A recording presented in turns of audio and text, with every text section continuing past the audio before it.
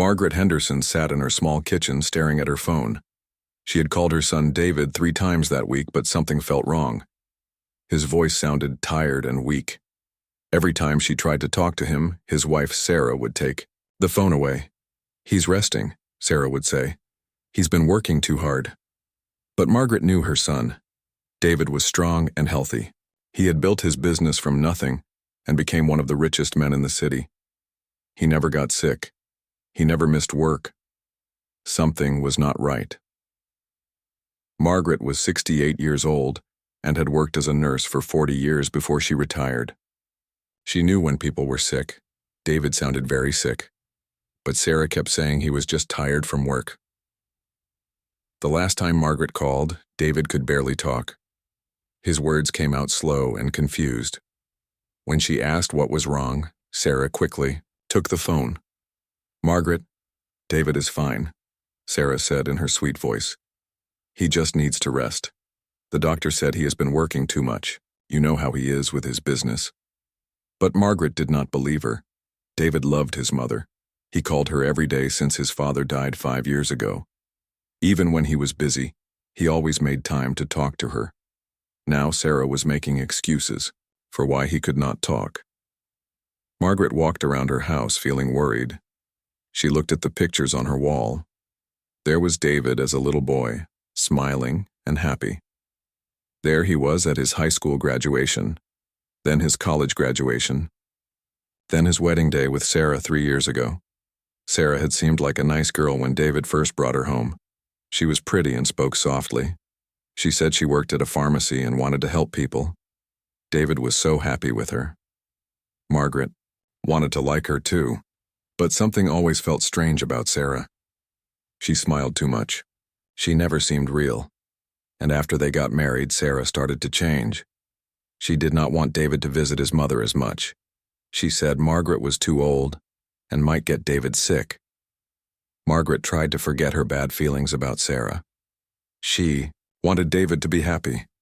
But now, hearing how sick David sounded, all those old worries came back. She picked up her phone and called David again.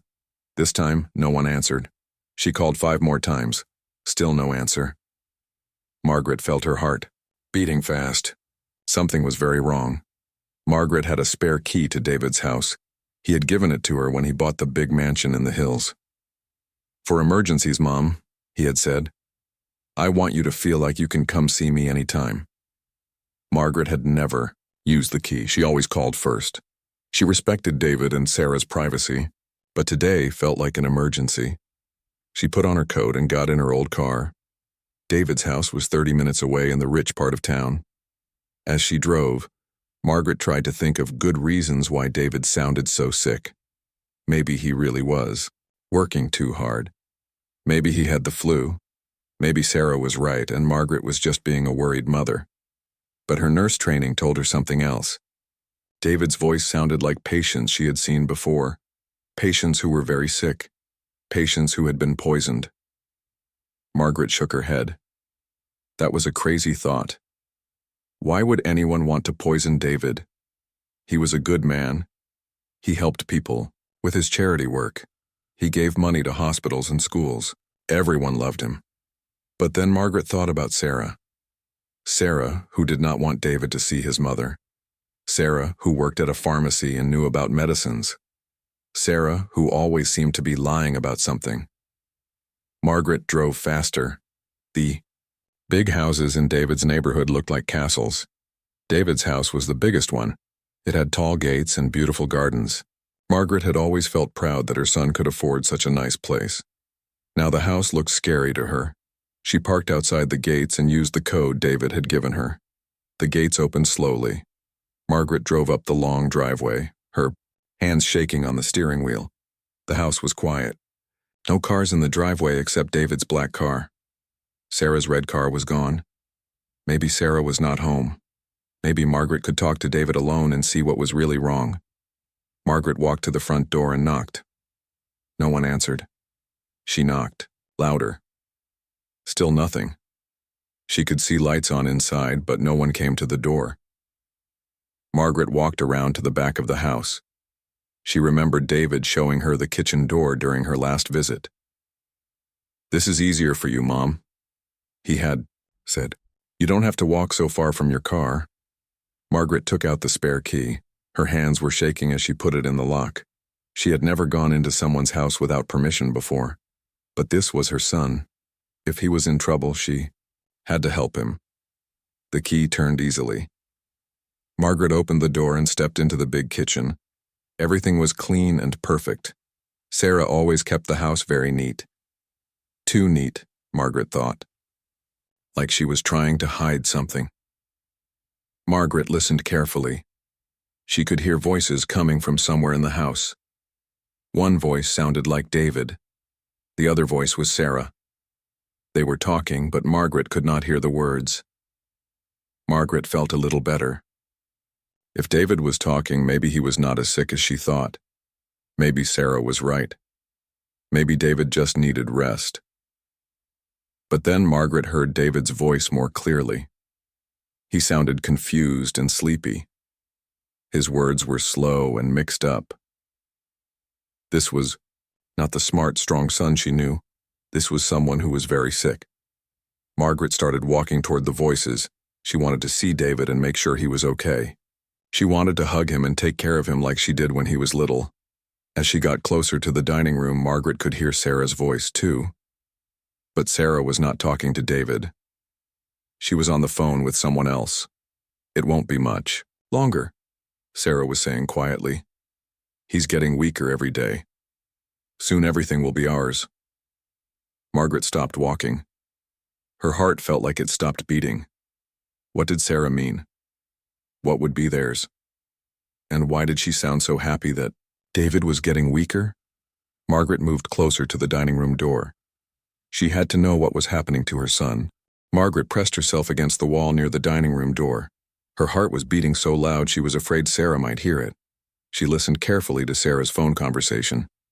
"Yes, Marcus, I told you it's working perfectly," Sarah whispered into her phone. David can barely think straight anymore. He signed 3 papers yesterday without even reading them. The life insurance policy is now $5 million.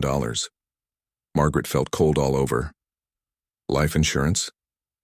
Why was Sarah talking about life insurance when David was sick? "No, his mother hasn't been around much," Sarah continued. "I made sure of that. I told her David doesn't want visitors while he's sick. She believes everything I tell her. She's just a stupid old woman." Margaret's hand started shaking. Sarah was talking about her. But why was she lying? Margaret always wanted to visit David.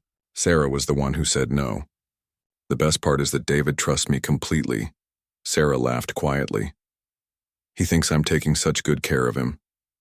If only he knew what I put in his food every day." Margaret's nurse training kicked in, putting something in food, making someone sick. This sounded like poisoning, but that was impossible. People didn't really poison other people, that only happened in movies. Margaret heard footsteps upstairs. David was walking around up there. She heard his slow, heavy steps. Even his walking sounded sick. "I have to go," Sarah said into the phone. "David is coming downstairs for lunch, time for his special soup." Margaret heard Sarah end the phone call. Then she heard Sarah moving around in the kitchen getting things ready. Margaret needed to see what Sarah was doing. She had to know if her terrible thoughts were true. Very quietly, Margaret moved closer to the kitchen doorway. She could see Sarah standing at the stove. There was a big pot of soup cooking. It smelled good, like chicken soup. The kind of soup a loving wife would make for her sick husband. But then Margaret saw something that made her blood freeze. Sarah had a small, white bottle in her hand. She looked around to make sure no one was watching. Then she opened the bottle and poured white powder into the soup. She stirred it carefully until the powder disappeared. Margaret could not believe what she was seeing. Sarah was putting something in David's food, something from a small bottle that she hid after using it. Sarah tasted the soup with a spoon. She seemed happy with how it tasted. Then she poured the soup into a nice bowl and put it on a tray with some bread and water. Margaret heard David's footsteps coming down the stairs. They were slow and unsteady. Margaret quickly moved back into the hallway where Sarah could not see her. "Hi, honey," David said as he came into the kitchen. His voice sounded terrible, weak and confused. "Hi, baby." Sarah said in her sweet voice. I made your favorite soup. You need to eat to get better. I don't feel hungry, David said. My stomach hurts all the time now. That's because you're not eating enough, Sarah said. The doctor said you need to eat to get your strength back. Come sit down. Margaret heard them walking to the dining room. She pressed herself against the wall and listened. This soup smells good, David said. I made it special for you, Sarah said. Eat all of it. It will help you feel better. Margaret wanted to scream. She wanted to run into the dining room and knock the soup away from David. But she knew Sarah would just say she was crazy. Who would believe that a sweet young wife was poisoning her rich husband? Margaret needed proof. She needed to show people what Sarah was doing. Very quietly, she took out her phone. She turned on the camera and started recording. From where she stood, Margaret could see into the dining room. David was sitting at the table, looking very pale and thin. He had lost a lot of weight since Margaret last saw him. His hands were shaking as he picked up the spoon. Sarah stood behind him, watching him eat. She had a strange smile on her face. Not a loving smile, a mean smile. Like she was enjoying watching David suffer. Eat more, honey, Sarah said. You need to finish it all. David tried to eat, but Margaret could see it was hard for him. He kept stopping to rest. His hand shook so much that he spilled soup on the table. I'm sorry, David said. I can't seem to hold things steady anymore. That's okay, baby, Sarah said. But she did not sound caring. She sounded annoyed. Just keep eating. Margaret kept recording with her phone. She made sure to get clear pictures of Sarah watching David eat the soup. She also tried to record Sarah's voice and the way she looked at David. After a few minutes, David pushed the bowl away. I can't eat anymore, he said. I feel sick. You barely ate half of it, Sarah said. Her voice was not sweet anymore. It sounded angry. My stomach hurts, David said, and I feel dizzy. Fine, Sarah said. Go rest, but you have to eat more at dinner. You'll never get better if you don't eat. David stood up slowly. He had to hold on to the table to keep from falling. Margaret wanted to run to him and help him. Her son looked so sick and weak. It broke her heart to see him like this. David walked slowly back upstairs. Margaret could hear him breathing heavily, like it was hard work just to walk. As soon as David was gone, Sarah's whole face changed. The fake, sweet smile disappeared. She looked angry and frustrated. She picked up the soup bowl and looked at how much David had left. Stupid man, Sarah said to herself. Why won't you just eat it all? Then Sarah did something that shocked Margaret even more. She took the leftover soup and poured it down the sink. She washed the bowl very carefully with lots of soap and hot water. She dried it and put it away. Then she took the white bottle from her pocket and hid it in a cabinet behind some other bottles. Margaret kept recording everything. She filmed Sarah hiding the bottle. She filmed Sarah washing everything very carefully. This was not how someone cleaned up after making lunch for their sick husband. This was how someone cleaned up after doing something bad. Sarah looked around the kitchen to make sure everything was clean.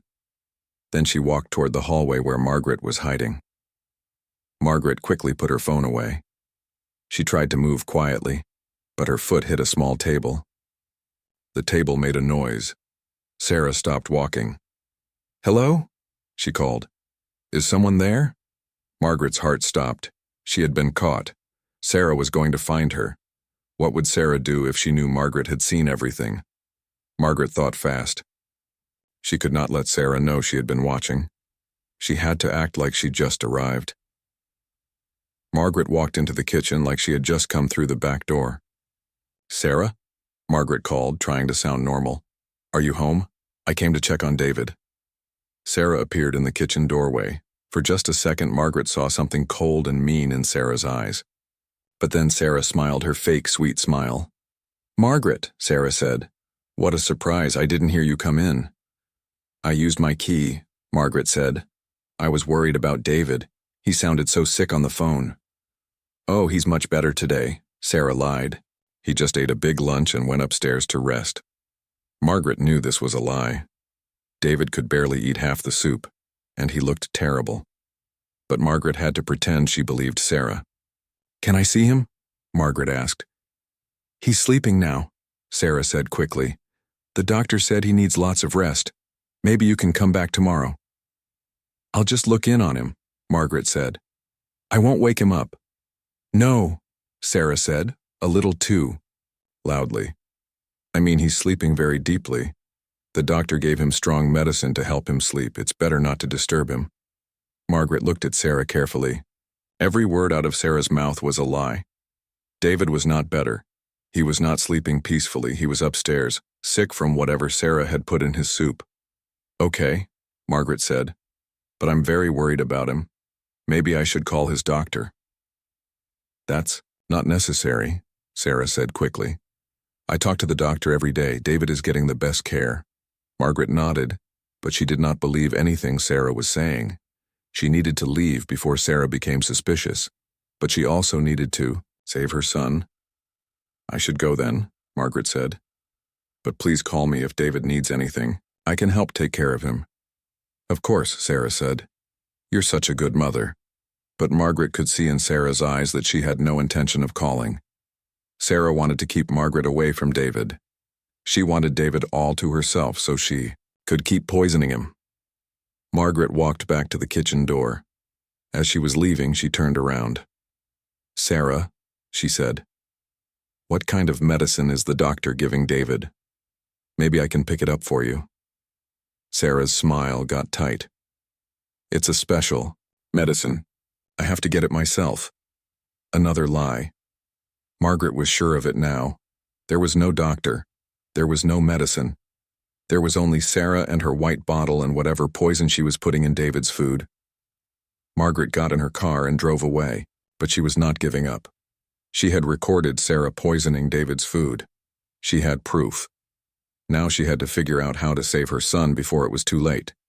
Margaret drove home with her hands shaking on the steering wheel. She kept thinking about what she had seen. Sarah putting white powder in David's soup. David looking so sick and weak. Sarah's cold smile when she watched David try to eat. When Margaret got home, she sat in her car for a long time. She felt scared and confused. Part of her could not believe what she had seen. Sarah was David's wife. She was supposed to love him and take care of him. How could she be poisoning him? But Margaret was a nurse. She had seen many sick people in her 40 years of work. She knew what poison did to people. David had all the signs: the weakness, the shaking hands, the confusion, the stomach pain. Someone was slowly killing her son. Margaret went into her house and locked all the doors. She felt like she was in danger too. If Sarah found out that Margaret knew the truth, what would Sarah do to her?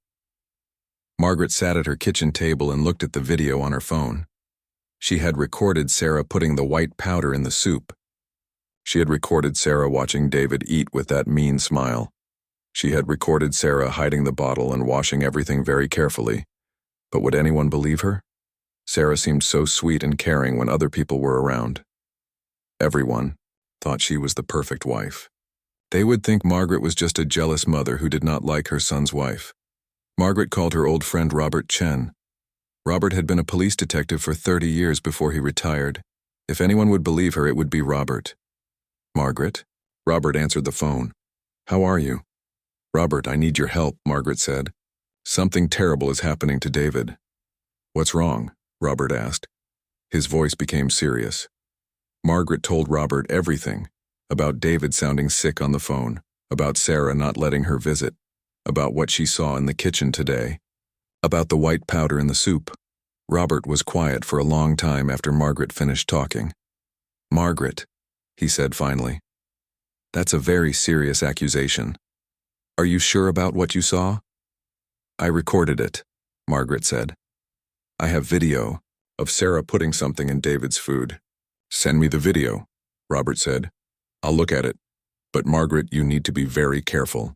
If what you're saying is true, then Sarah is very dangerous. You cannot let her know that you suspect anything." Margaret sent the video to Robert. Then she waited. Every minute felt like an hour. She kept thinking about David upstairs in his room getting sicker and sicker. How long had Sarah been poisoning him? How much time did David have left? An hour later, Robert called back. "Margaret, I watched the video," he said. "It's not clear enough to prove anything in court, but it looks very suspicious. We need more evidence." "What kind of evidence?" Margaret asked. "We need to find out what Sarah is putting in David's food," Robert said. "We need to get some of that white powder tested. We also need to find out more about Sarah's background. Has she done this before?" "How do we do that?" Margaret asked. "Leave that to me," Robert said. "But Margaret, you have to promise me something. Do not go back to that house alone. Do not let Sarah know that you suspect anything. If she thinks you know the truth, she might do something to you," Margaret promised. But she was not sure she could keep that promise. David was her only child. She could not just sit at home while Sarah slowly killed him. That night, Margaret could not sleep. She kept thinking about David. Was he eating dinner? Right now? Was Sarah putting more poison in his food? Margaret felt helpless and scared. The next morning, Margaret's phone rang. It was Sarah. "Hi, Margaret," Sarah said in her sweet voice. "I wanted to call and apologize for yesterday. I was worried about David and maybe I seemed unfriendly." Margaret felt her heart start beating fast. Why was Sarah calling her? "That's okay, dear," Margaret said, trying to sound normal. "David is feeling much better today," Sarah said. "He even asked about you. He wants to see you." Margaret did not believe this. Yesterday, David could barely talk. Today he was asking for her? "That's wonderful," Margaret said. "Can I come over?" "Of course," Sarah said. "Why don't you come for lunch? I'll make something special." Margaret felt cold. Sarah wanted her to come for lunch. Sarah, who put poison in food. Sarah, who had called Margaret a stupid old woman. Why, did Sarah want her to come over? "I'll be there at noon," Margaret said. After she hung up, Margaret called Robert. "She wants me to come for lunch," Margaret told him. "Absolutely not," Robert said. "It's too dangerous." "But what if David really is asking for me?" Margaret said.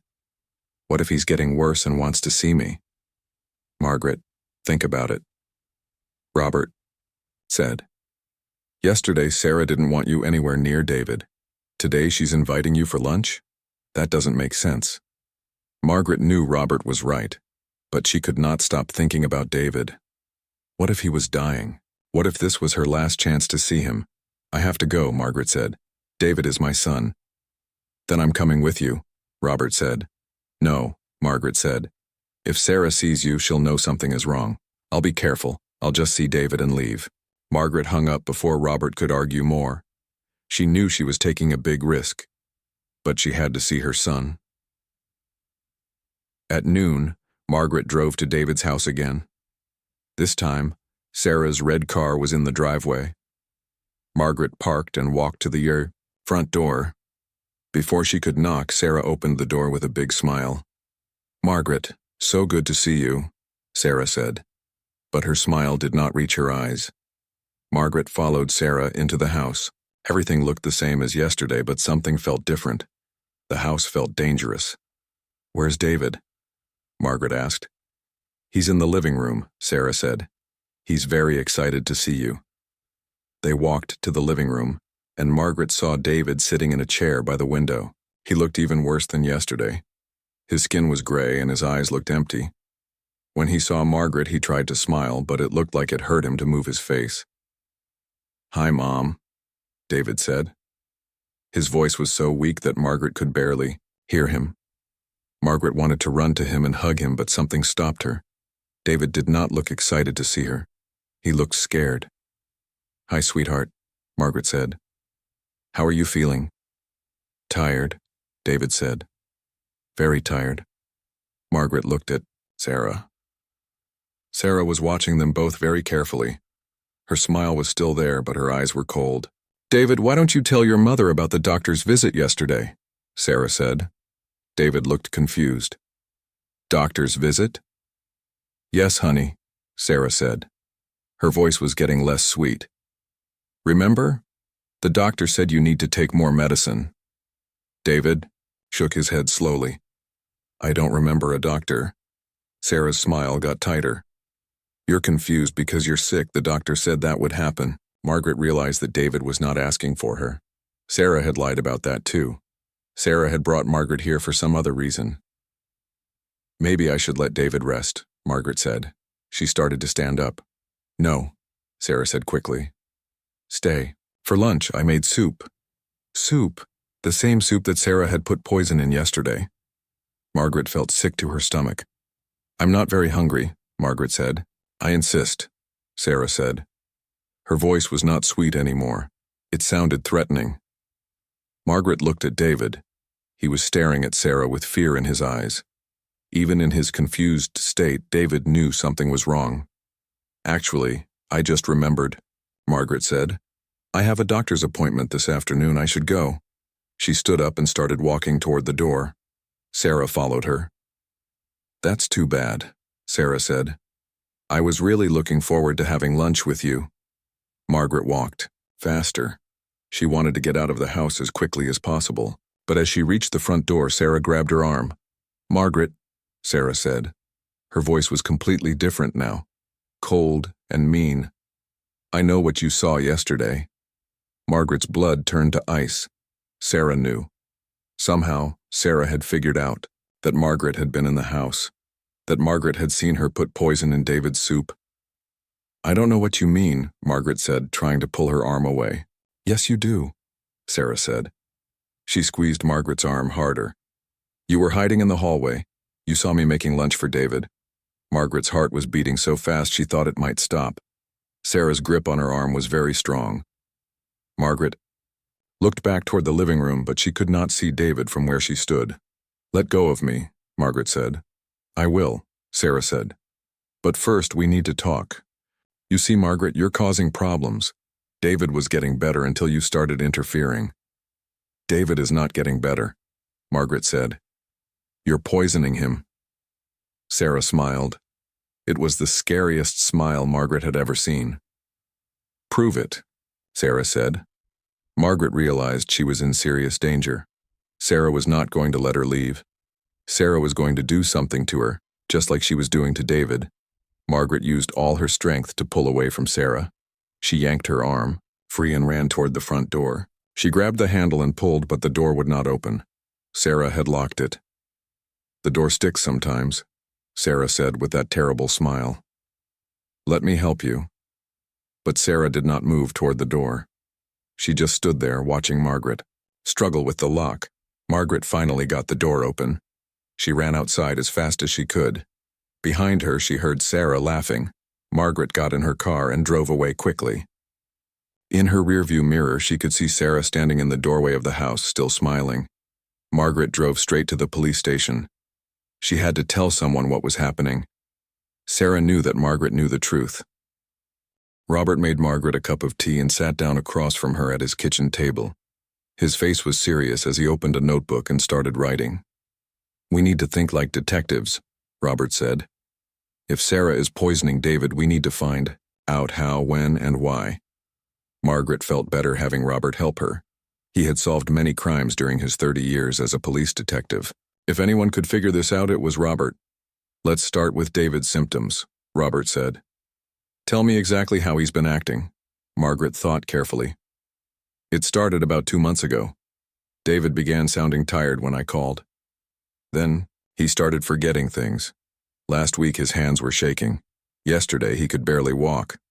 Robert wrote everything down. What about his appearance?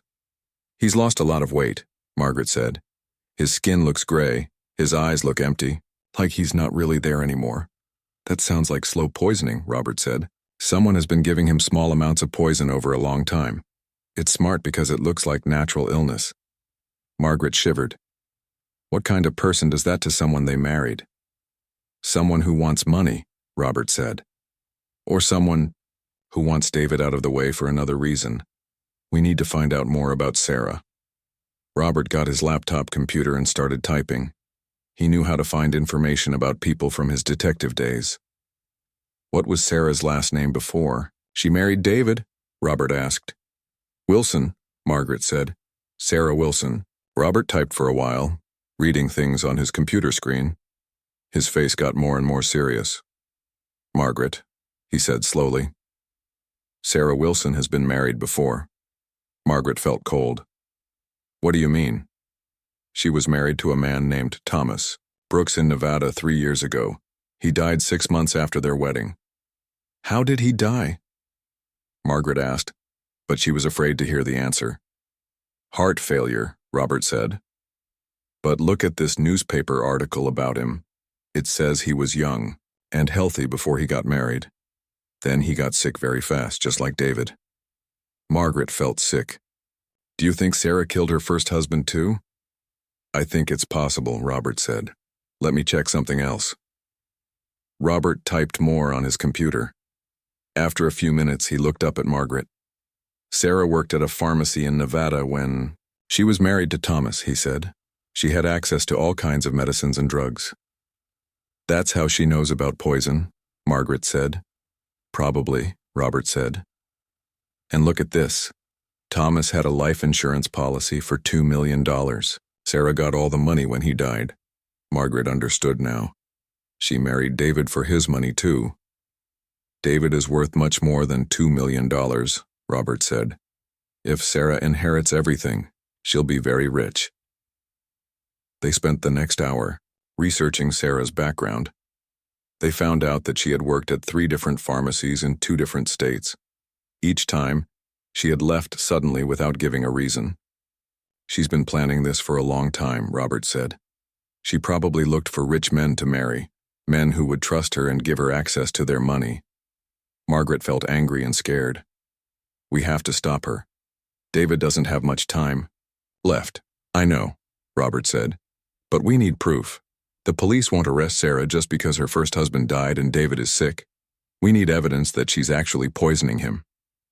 What kind of evidence? Margaret asked. We need to find out what she's using to poison him, Robert said. We need to get some of that white powder tested. And we need to prove that David is actually being poisoned. Robert closed his laptop and looked at Margaret. This is going to be dangerous. Sarah already knows you suspect something. If she finds out we're investigating her, she might do something to both of us. Margaret felt scared, but she also felt determined. I don't care. David is my son. I won't let her kill him. Okay, Robert said. Here's what we're going to do. Tomorrow I'm going to hire a private investigator. Someone who can watch Sarah and see what she's doing. We need to know where she goes, who she talks to, where she gets the poison. What about David? Margaret asked. What if Sarah tries to give him more poison tomorrow? We need to get David away from her, Robert said. But that's going to be hard. David trusts Sarah. He thinks she's taking care of him. He won't believe that she's trying to kill him. Margaret thought about how confused David had looked when she saw him.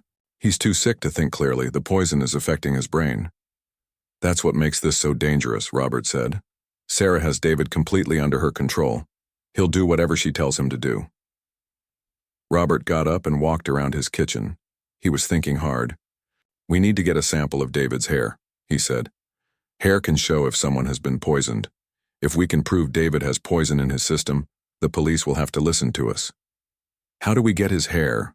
Margaret asked. You'll have to go back to the house, Robert said. Margaret felt scared. But Sarah knows I suspect something. She won't let me near David. We'll have to be clever about it, Robert said. Maybe you can call and say you want to apologize for leaving so quickly today. Tell Sarah you were feeling sick and had to go home. Margaret did not like the idea of going back to that house, but she would do anything to save David. What if Sarah tries to poison me too? Margaret asked. Don't eat or drink anything she gives you, Robert said. And don't stay long. Get the hair sample and leave as quickly as possible. They spent the rest of the evening planning. Robert gave Margaret a small plastic bag to put David's hair in. He also gave her a tiny recording device to hide in her purse. Try to get Sarah to talk about David's illness, Robert said. Maybe she'll say something that we can use as evidence. Margaret went home that night feeling scared but hopeful. For the first time since this started, she had a plan. She was not fighting Sarah alone anymore. The next morning, Margaret called. Sarah. Sarah, it's Margaret, she said. I wanted to apologize for yesterday. I wasn't feeling well and had to leave quickly. Oh, that's okay, Sarah said. She sounded surprised to hear from Margaret. Are you feeling better now? Much better, Margaret lied. I was wondering if I could come see David today. I feel bad about leaving when he wanted to see me. There was a long pause. Margaret held her breath, waiting for Sarah's answer. I suppose. That would be okay, Sarah said finally. But David is having a bad day today. He's very confused and weak. Margaret felt her heart sink. David was getting worse. Maybe I can help, Margaret said. I used to be a nurse. I know how to take care of sick people. That's very kind of you, Sarah said. But her voice did not sound grateful. It sounded suspicious. I'll come over this afternoon, Margaret said. After she hung up, Margaret called Robert. She said yes, but she doesn't want me there, Margaret told him. Be very careful, Robert said. Sarah is getting desperate. Desperate people do dangerous things. That afternoon, Margaret drove to David's house again. She felt nervous and scared, but she had to do this for David. Sarah met her at the front door. She was smiling, but Margaret could see that the smile was fake. Hi, Margaret, Sarah said. David is in his bedroom. He's been sleeping a lot today. They walked upstairs to David's bedroom. Margaret was shocked when she saw her son. He looked much worse than yesterday. His skin was almost white, and he was so thin that Margaret could see the bones in his face. David, Margaret said softly. It's Mom. David opened his eyes slowly. It took him a moment to recognize her. Mom, he said. His voice was just a whisper. I'm here, sweetheart, Margaret said. She sat on the bed next to him and took his hand. His hand was cold and very thin. Sarah stood in the doorway watching them. Margaret could feel Sarah's eyes on her the whole time. Margaret pretended to fix David's pillow. While she did this, she carefully pulled a few hairs from David's head. She put them in the plastic bag in her pocket. Are you taking your medicine? Margaret asked David. David looked confused. What medicine? The medicine Sarah gives you, Margaret said. I don't remember, David said. Everything is fuzzy. Margaret looked at Sarah. What medicine is the doctor giving him? It's a special medicine for his condition, Sarah said quickly. The doctor said it would make him sleepy. Margaret knew Sarah was lying. There was no doctor. There was no medicine. There was only poison. What condition does David have? Margaret asked. Sarah's face got tight. The doctor said it's a rare illness, very complicated. You wouldn't understand. Margaret wanted to scream. Sarah was treating her like she was stupid. But Margaret had been a nurse for 40 years. She knew about illnesses and medicines. She knew David was being poisoned. Maybe I should talk to the doctor myself, Margaret said. That's not necessary, Sarah said firmly. I handle all of David's medical care. Margaret stayed with David for an hour. He fell asleep while she was there. Margaret kissed his forehead and whispered, I'm going to save you. As Margaret was leaving, Sarah walked her to the front door. Margaret, Sarah said, I think it's best if you don't visit David for a while. He gets too excited when you're here, and that's not good for his health. Margaret looked into Sarah's cold eyes. He's my son. I have the right to see him. Of course, Sarah said with her fake smile. But right now, he needs rest more than visitors. Margaret left the house feeling angry and scared. Sarah was trying to keep her away from David. That meant Sarah was planning to do something soon. The next morning, Margaret met Robert at a small cafe downtown. He had brought a file folder full of papers and looked very serious. I have good news and bad news, Robert said as he sat down across from Margaret. Margaret's heart started beating, fast. Tell me the bad news first. The private investigator I hired followed Sarah yesterday evening, Robert said. She went to a hotel downtown and met with a man. They acted like they knew each other very well. Margaret felt confused. What does that mean? I think Sarah has a boyfriend, Robert said. someone she's been seeing while married to David. Margaret felt angry. So she's cheating on David while she's poisoning him. It gets worse, Robert said. The investigator took pictures. The man Sarah met is named Marcus Webb. He used to work at the same pharmacy where Sarah worked in Nevada. The pharmacy where she was when her first husband died, Margaret said. Exactly, Robert said. I think Marcus and Sarah planned this together. They probably planned to kill Thomas Brooks together too. Margaret put her head in her hands. Poor David. He thought he married someone who loved him. But there's good news too, Robert said. He opened his folder and took out some papers. The hair test came back. David definitely has poison in his system. Margaret looked up quickly. What kind of poison? Thallium, Robert said. It's a heavy metal that's very dangerous. In small doses over time, it causes exactly the symptoms David has been having. Where do people get thallium? Margaret asked. It used to be used in rat poison, Robert said, but it's not sold in stores anymore. You have to know special places to get it, or you have to steal it from laboratories. Sarah worked at pharmacies, Margaret said. Maybe she knew how to get it. That's what I think too, Robert said. The investigator is checking to see if any thallium has been stolen from pharmacies or laboratories in the area. Robert showed Margaret the pictures the investigator had taken. Sarah and Marcus were sitting close together at a restaurant table. They were holding hands and smiling at each other. They look very happy, Margaret said bitterly. Happy about stealing David's money and killing him. We need to find out more about their plan, Robert said. The investigator is going to keep following them. Maybe they'll say something that we can record. Margaret looked at the test results again. This proves David is being poisoned. Can't we take this to the police now? We can try, Robert said. But Sarah will just say she doesn't know how David got poisoned.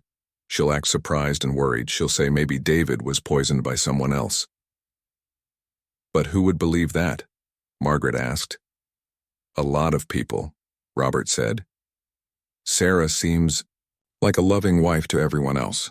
She'll say maybe David was poisoned at work, or maybe someone broke into their house and put poison in their food. Margaret felt frustrated. So even with proof that David is being poisoned, we still can't stop Sarah? We need more evidence, Robert said. We need to prove that Sarah is the one giving him the poison. We need to catch her in the act. Robert's phone rang. He answered it and talked quietly for a few minutes. When he hung up, he looked excited. That was the investigator, he said. Sarah and Marcus just went to a storage unit across town. They went inside together and came out carrying a small box. What do you think was in the box? Margaret asked. Maybe more poison, Robert said. Or maybe evidence of what they've been doing. We need to find out what's in that storage unit. How do we do that? Margaret asked. The investigator is working on it, Robert said. He has contacts who might be able to help. They spent the rest of the morning planning their next steps. Robert wanted to gather as much evidence as possible before going to the police. He said they would only get one chance to convince the police that Sarah was guilty. If we go to the police too early with not enough proof, Sarah will know we're onto her, Robert said. She might disappear, or she might kill David quickly and say he died from his illness. Margaret felt scared every minute that passed. What if David dies while we're gathering evidence? We have to take that risk, Robert said. If we move too fast, Sarah will get away with murder. That afternoon, Margaret's phone rang. It was Sarah. Margaret, I have terrible news, Sarah said. She sounded like she was crying. David collapsed this morning. I had to call an ambulance. He's in the hospital. Margaret felt her heart stop. Which hospital? St. Mary's, Sarah said. Room 314. The doctors are running tests, but they don't know what's wrong with him. Margaret hung up and called Robert immediately. David's in the hospital, she told him. Sarah called an ambulance this morning. This could be good or bad, Robert said. Good because David is away from Sarah and can't be poisoned anymore. Bad because Sarah might have given him a big dose before calling the ambulance. I'm going to the hospital, Margaret said. I'll meet you there, Robert said. Margaret drove to St. Mary's Hospital as fast as she could. She found David's room and saw him lying in bed with tubes and wires attached to him. He looked unconscious. Sarah was sitting next to the bed, holding David's hand. When she saw Margaret, she stood up with tears in her eyes. "Oh, Margaret, I'm so glad you're here," Sarah said. "David is so sick, the doctors don't know if he's going to make it." Margaret wanted to scream at Sarah. She wanted to tell everyone in the hospital that Sarah was the reason David was dying. But she had to stay calm and pretend she didn't know the truth. "What did the doctors say?" Margaret asked. "They think he has some kind of rare disease," Sarah said. "They're running lots of tests. They said his organs are failing." Margaret knew that was what thallium poisoning did to people. It made their organs stop working. A doctor came into the room. He was a young man who looked very tired. "Are you David's family?" he asked. "I'm his mother," Margaret said. "This is his wife." "Mr. Henderson is very sick," the doctor said. "His body is shutting down. We're doing everything we can, but I have to be honest with you. The next 24 hours will be critical."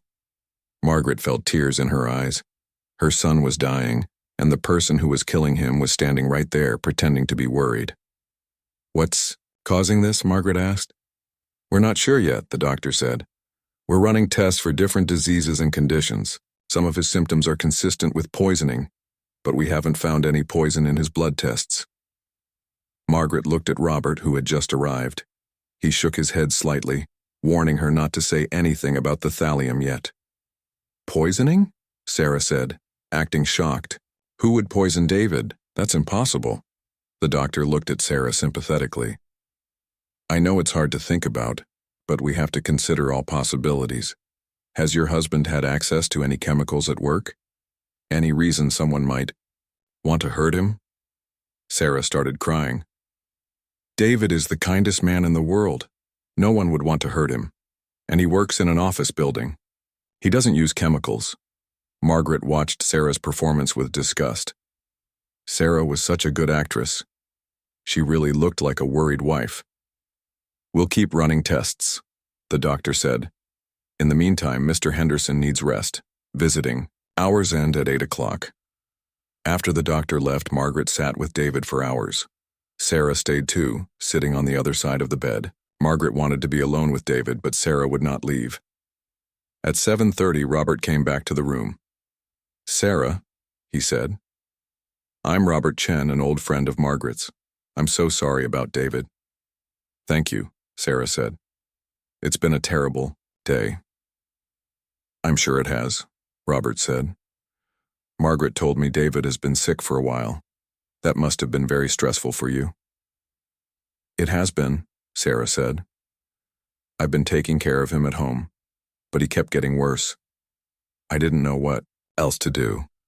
"You've been giving him his medicine regularly?" Robert asked. Margaret held her breath. She hoped Sarah would say something that would give away her guilt. "Of course," Sarah said. "I followed the doctor's instructions exactly." "Which doctor?"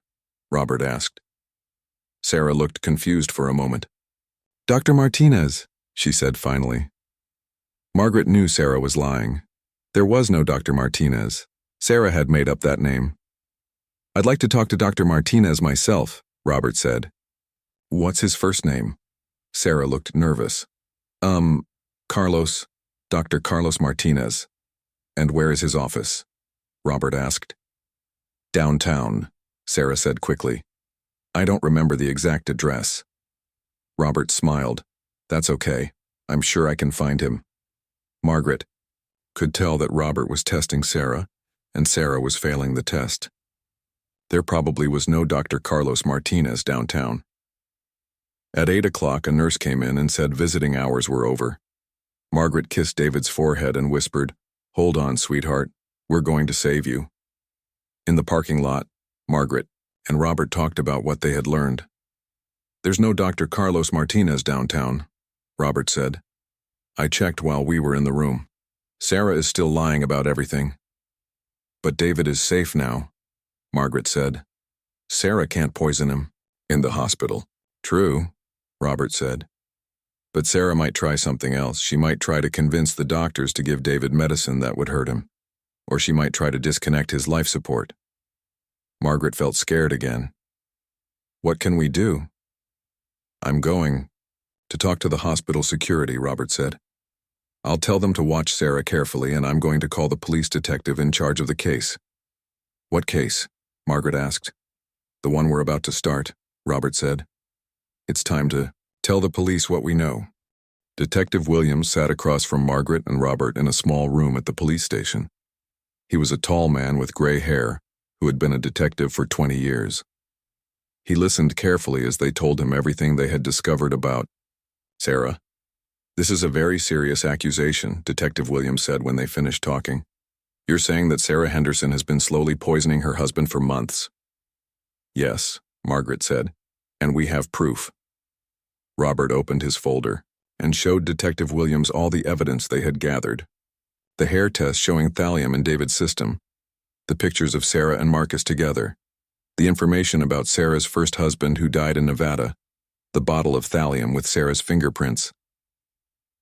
Detective Williams looked at everything, carefully. He asked many questions and wrote notes in his notebook. This is compelling evidence, he said finally. But I need to be honest with you. Building a case against Sarah Henderson will be difficult. Why? Margaret asked. Because she seems like the perfect wife to everyone else, Detective Williams said. She's been taking care of David. She called the ambulance when he got worse. She's been staying at the hospital with him. To most people, she looks like a loving wife who is trying to save her husband. But the evidence proves she's been poisoning him, Robert said. The evidence proves that David has been poisoned and that Sarah has access to the poison, Detective Williams said. But a good lawyer could argue that someone else poisoned David and planted the evidence to make Sarah look guilty. Margaret felt frustrated. So even with all this proof, Sarah might get away with it? I didn't say that, Detective Williams said. I said it will be difficult. But if we're careful and gather more evidence, we can build a strong case.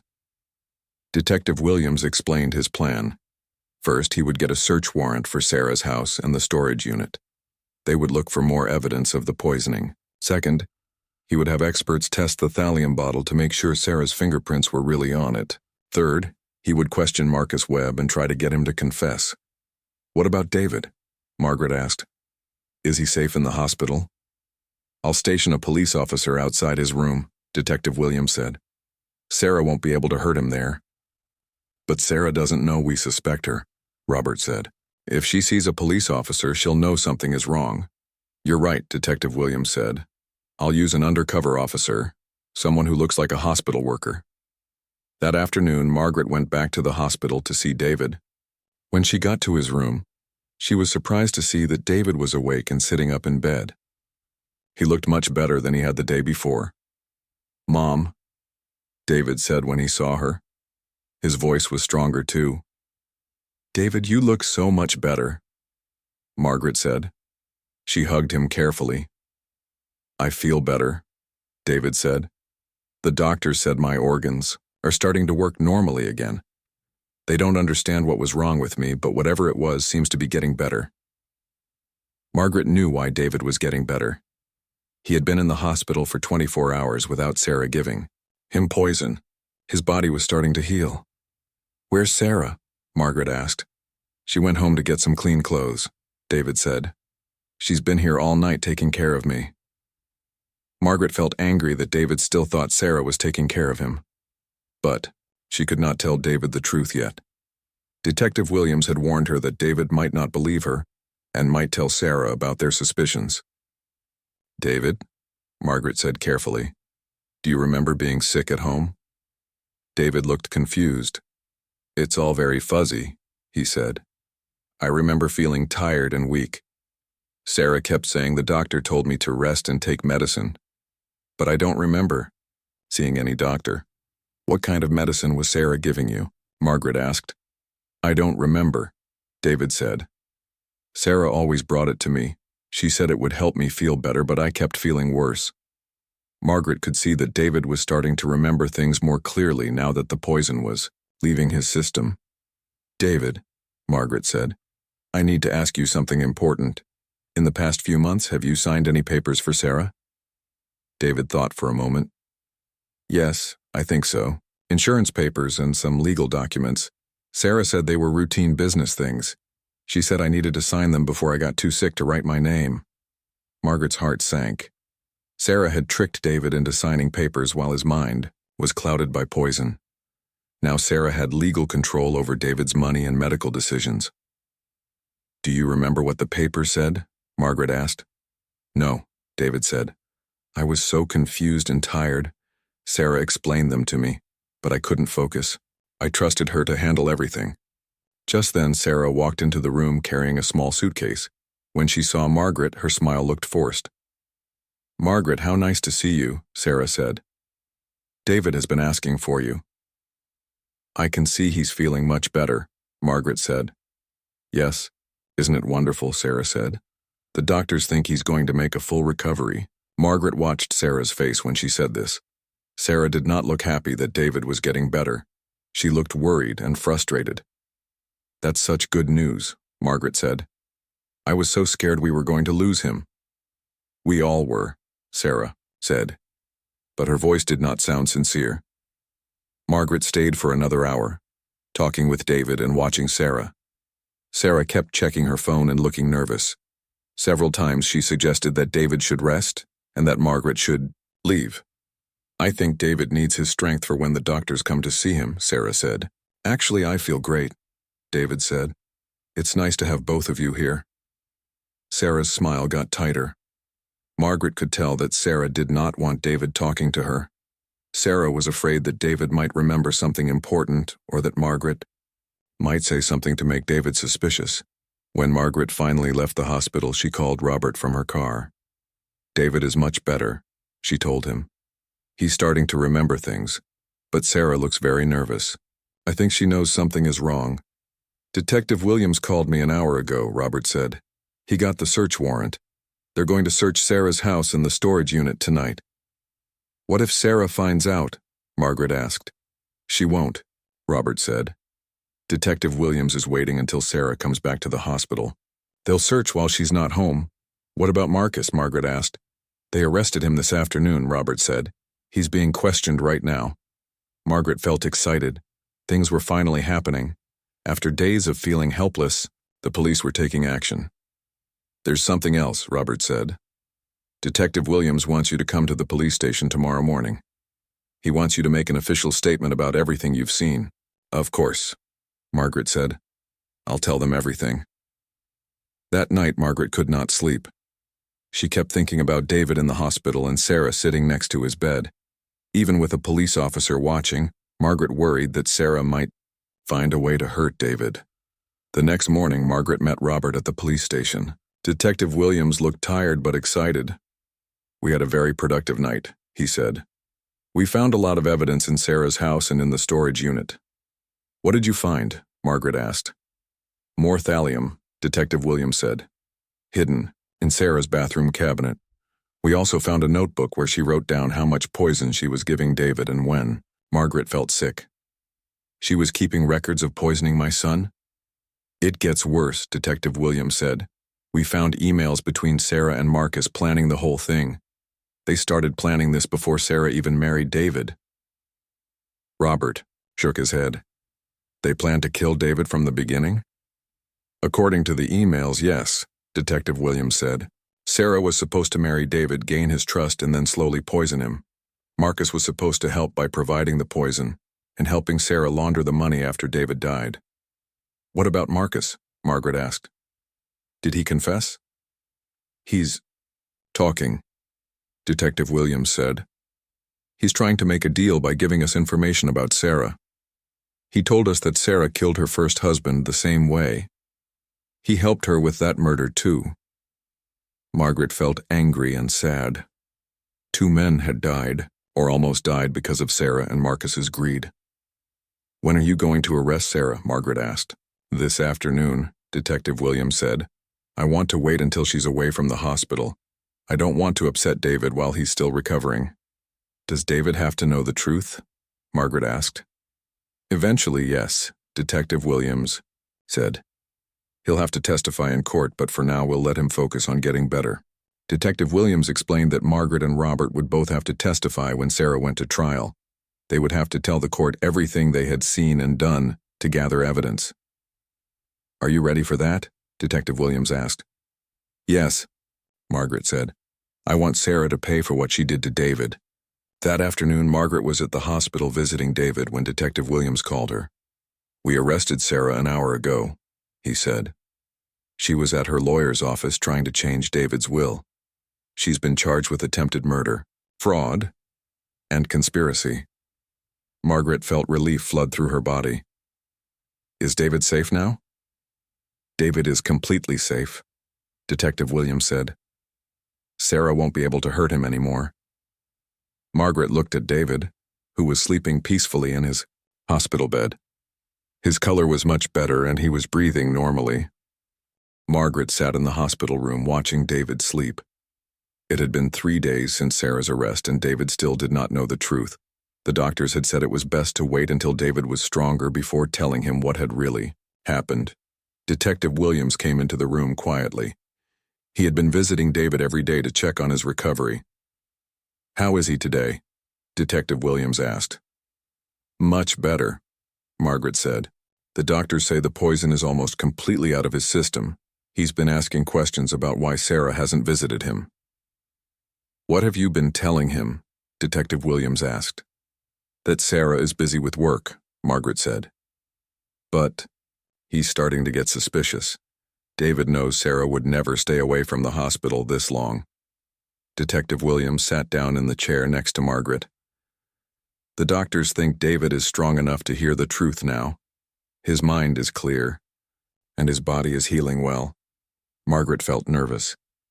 "How do we tell him that his wife was trying to kill him?" "Carefully," Detective Williams said. "I've done this before with other victims. It's always difficult, but David needs to know what happened." Just then, David opened his eyes. He looked much more alert than he had in weeks. "Hi, Mom," David said. "Detective Williams, good to see you again." "Hi, David," Detective Williams said. "How are you feeling today?" "Much better," David said. "The doctors say I can probably go home in a few days. I'm excited to get back to my normal life with Sarah, Margaret." And Detective Williams looked at each other. It was time to tell David the truth. "David," Detective Williams said gently, "we need to talk to you about something important, about what really happened to you." David sat up in bed. "What do you mean? I got sick, didn't I?"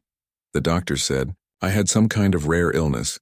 "David," Margaret said, taking his hand, "you didn't get sick naturally. Someone was poisoning you." David looked confused. "Poisoning me? That's impossible. Who would want to poison me?" Detective Williams pulled his chair closer to David's bed. "David, this is going to be very difficult to hear, but the person who was poisoning you was Sarah." David stared at Detective Williams for a long moment, then he started laughing. "That's crazy," David said. "Sarah loves me.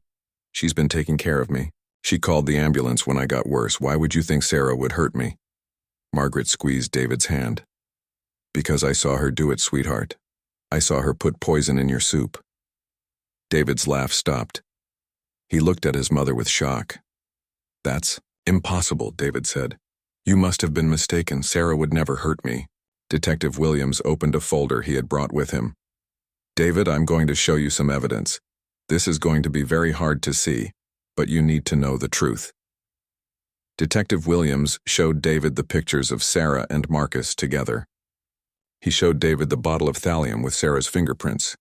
He showed David copies of the emails between Sarah and Marcus planning to kill him. As David looked at each piece of evidence, his face became paler and paler. "This can't be real," David whispered. "Sarah loves me. We're married. We're supposed to grow old together."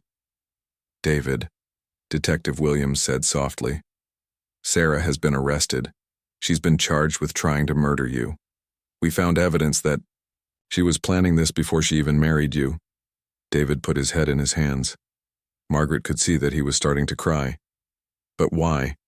David asked. "Why would she want to kill me?" "Money," Detective Williams said. "Sarah and Marcus planned To inherit your wealth after you died. Sarah had increased your life insurance policies to $10 million. David looked up at Detective Williams with tears in his eyes. She didn't love me at all? I'm sorry, David, Detective Williams said. Everything Sarah told you was a lie. She married you as part of a plan to steal your money. David was quiet for a long time.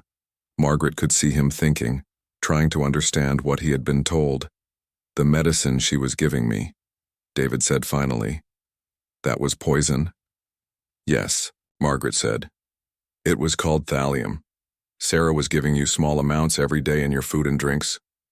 That's why I felt so confused and weak, David said. That's why I couldn't think clearly. Yes, Detective Williams said. Sarah was slowly poisoning you over several months. If your mother hadn't figured out what was happening, you would have died. David looked at Margaret with gratitude and sadness. Mom, you saved my life. I couldn't let anything happen to you, Margaret said. You're my son. I would do anything to protect you. David started crying harder. Margaret hugged him and let him cry on her shoulder. I feel so stupid, David said. How could I not know that my own wife was trying to kill me? You're not stupid, Detective Williams said. Sarah is a very good actress. She fooled a lot of people. Even the doctors thought you had a natural illness. What about her first husband? David asked. Did she kill him too? Yes, Detective Williams said. Sarah and Marcus killed Thomas Brooks in Nevada 3 years ago. They used the same poison and the same method. David looked shocked. So I wasn't her first victim? No, Detective Williams said. According to Marcus, Sarah has been looking for wealthy men to marry and kill for several years. You were just her latest target. David was quiet again for a long time. Margaret could see him trying to process everything he had learned. When is the trial? David asked finally. In about 6 months, Detective Williams said. You'll have to testify about what Sarah did to you. Will I have to see her? David asked. Yes, Detective Williams said. But you'll be protected. Sarah will be in custody, and there will be security in the courtroom. Over the next few days, David's physical health continued to improve, but his emotional state was very difficult. He barely spoke to anyone. He stared out the window for hours at a time. He refused to eat much food, saying he was afraid it might be poisoned. Margaret was very worried about David's mental health. She talked to the doctors about getting help for him. David is suffering from trauma, Dr. Johnson explained to Margaret. Learning that someone you trusted completely was trying to kill you is very difficult to accept. Many victims of poisoning go through depression and anxiety after they recover. What can we do to help him? Margaret asked. Time and therapy, Dr. Johnson said. David needs to talk to a counselor who specializes in helping victims of violent crimes. He also needs the support of people who love him. Margaret spent every day at the hospital with David. She brought him his favorite foods and talked to him about happy memories from when he was young. Slowly, David started to talk more. Mom, David said one afternoon, I keep thinking about all the times Sarah gave me food and medicine. Every meal, every drink, every pill could have been poison. How do I ever trust anyone again? It will take time, Margaret said. But not everyone is like Sarah. Most people are good and honest. But how do I know? David asked. I thought Sarah was good and honest. I was completely wrong about her. Margaret understood David's fear. Sarah had destroyed his ability to trust people. We'll figure it out together, Margaret said. You don't have to face this alone. A week later, David was released from the hospital. He came to stay with Margaret at her house because he could not bear to go back to the mansion where Sarah had been poisoning him. I never want to see that house again, David told Margaret as they drove to her house. Every room reminds me of how stupid I was. You weren't stupid, Margaret said firmly. Sarah was a criminal who planned everything very carefully. She would have fooled anyone. At Margaret's house, David spent most of his time in the guest bedroom. He only came out to eat meals with Margaret. He stopped answering his phone and told Margaret to tell his business partners that he was still too sick to work. Margaret was patient with David, but she was also worried. He was not getting better emotionally. If anything, he seemed to be getting more depressed. After 2 weeks, Margaret called Dr. Johnson. "David is not improving," she told the doctor. "He won't leave the house. He barely eats. He doesn't want to see anyone or do anything." "Bring him in to see me," Dr. Johnson said. "I think David needs professional help to deal with his trauma." Margaret convinced David to go see Dr. Johnson. The doctor examined David and talked to him for a long time. "David is suffering from post-traumatic stress disorder," Dr. Johnson told Margaret after the appointment. "This is common in victims of violent crimes. I'm going to refer him to a therapist who specializes in this kind of trauma." Dr. Johnson also prescribed medicine to help David with his depression and anxiety. "The medicine will help David feel more stable," Dr. Johnson explained, "but the real healing will come from therapy and time." David started seeing Dr. Sarah Chen, a therapist who helped victims of violent crimes. At first, David did not want to talk to her. "I don't want to talk about what happened," David told Dr. Chen during his first appointment. "I just want to forget about it." "I understand that," Dr. Chen said, "but forgetting is not healing. We need to help you process what happened so you can move forward with your life." Slowly, David started opening up to Dr. Chen. He talked about how betrayed he felt. He talked about how angry he was at Sarah and at himself. He talked about how scared he was to trust anyone again. "It's normal to feel all of these things," Dr. Chen told him. "What happened to you was terrible. You have every right to be angry and scared." The courthouse was packed with reporters and curious people when Margaret and David arrived on the first day of Sarah's trial. David held Margaret's hand tightly as they walked through the crowd. "Are you okay?" Margaret asked as they sat down, in the front row.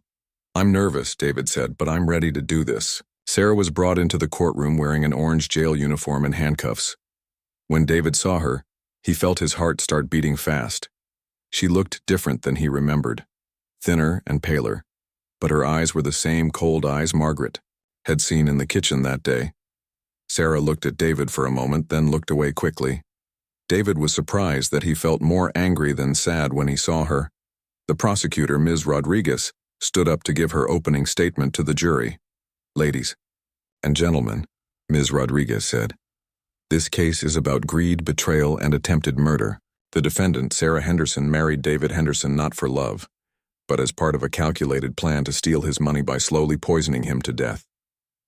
Ms. Rodriguez explained to the jury how Sarah had met David, married him, and then began poisoning him with thallium over several months. She told them about Margaret's discovery and the evidence the police had found.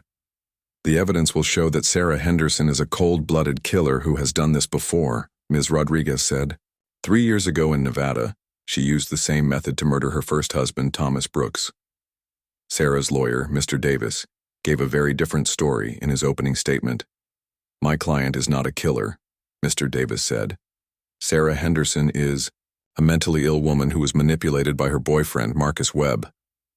Marcus is the real criminal here. He convinced Sarah to do things she never would have done on her own." David felt angry listening to Sarah's lawyer blame everything on Marcus. David had seen the emails between Sarah and Marcus. Sarah had been the one planning everything. The first witness was Detective Williams. He testified about the investigation and all the evidence they had found. He showed the jury pictures of the thallium bottle, the emails between Sarah and Marcus, and the notebook where Sarah had recorded how much poison she was giving David.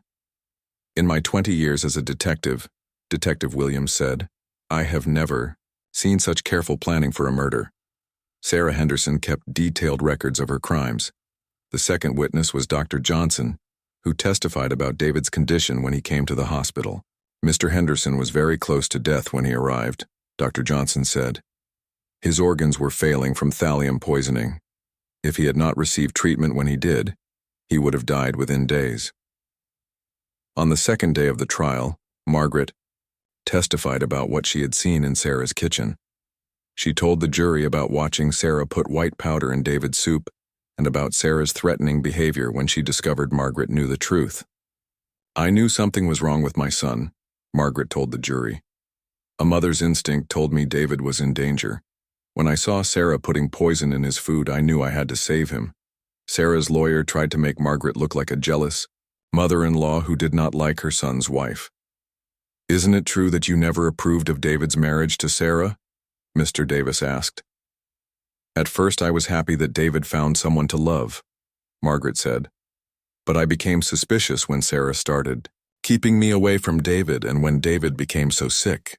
"But you never actually saw my client put thallium in David's food, did you?" Mr. Davis asked. "I saw her put white powder in David's soup," Margaret said firmly.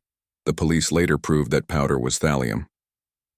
On the third day, Marcus Webb testified for the prosecution. He told the jury everything about his relationship with Sarah and their plan to kill David. "Sarah contacted me after she married David," Marcus said. "She said she wanted to do the same thing we did to Thomas Brooks. She wanted to poison David slowly and inherit his money." "Whose idea was it to poison David Henderson?" Ms. Rodriguez asked. "It was Sarah's idea," Marcus said. "She planned everything, I just helped her get the thallium." "And how did you help her poison Thomas Brooks?" Ms. Rodriguez asked. "The same way," Marcus said. "Sarah married Thomas, and I helped her get the poison. We killed him over 6 months just like she was doing to David." When Sarah's lawyer questioned Marcus, he tried to make Marcus look like the real criminal. "Isn't it true that you manipulated Sarah Henderson into committing these crimes?" Mr. Davis asked. "No," Marcus said. "Sarah was the one who came up with these plans. She was the one who wanted to kill these men for their money." On the fourth day, it was David's turn to testify. Margaret squeezed his hand as he walked to the witness stand.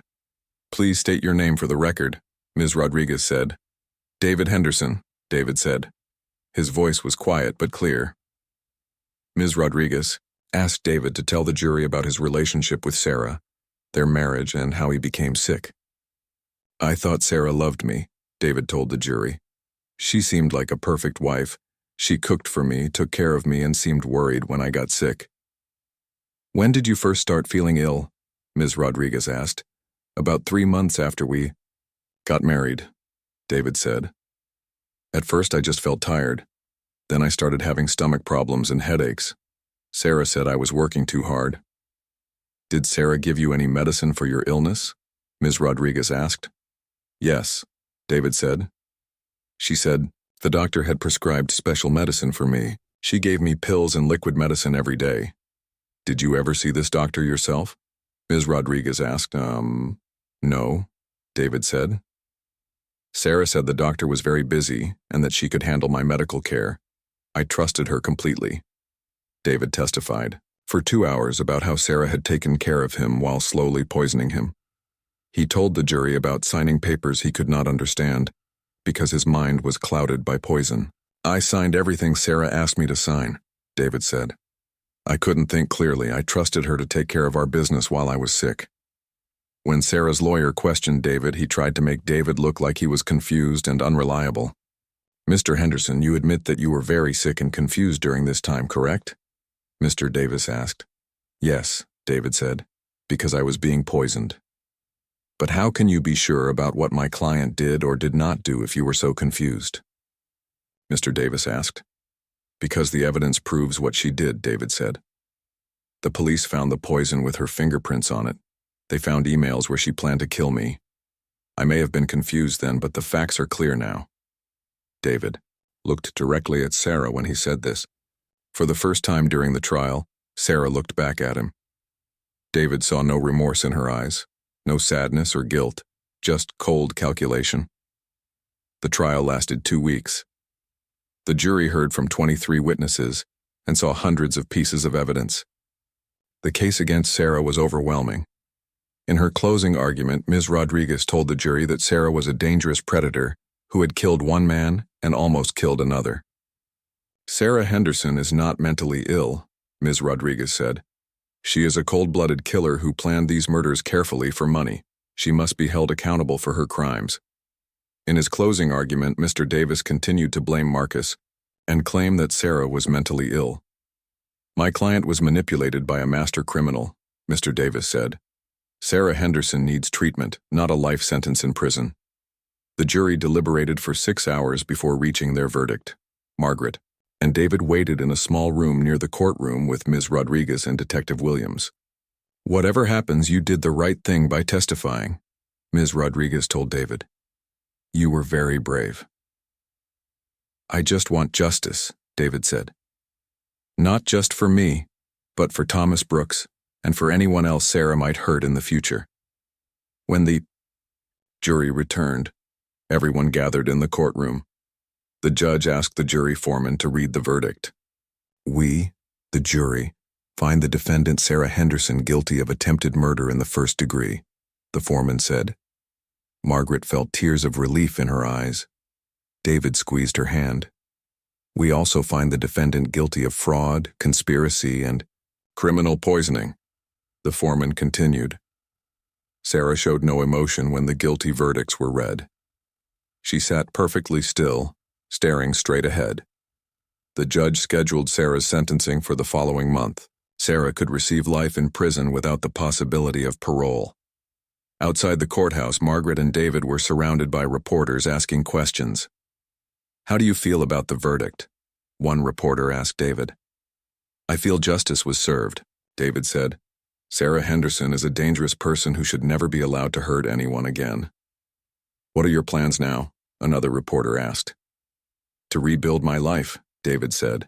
"To heal from this trauma and try to find happiness again." A month later, Sarah was sentenced to life in prison without the possibility of parole. Marcus received 25 years in prison for his role in both murders. After the sentencing, David felt like he could finally start moving forward with his life. "It's over," he told Margaret as they left the courthouse for the last time. "Sarah can never hurt anyone again." David sold the mansion and bought a smaller house near Margaret. He started going to therapy twice a week and slowly began to rebuild his life. 6 months after the trial, David decided to start a foundation to help victims of domestic violence and poisoning cases. "I want to use my experience to help other people," David told Margaret. "Maybe some good can come out of what happened to me."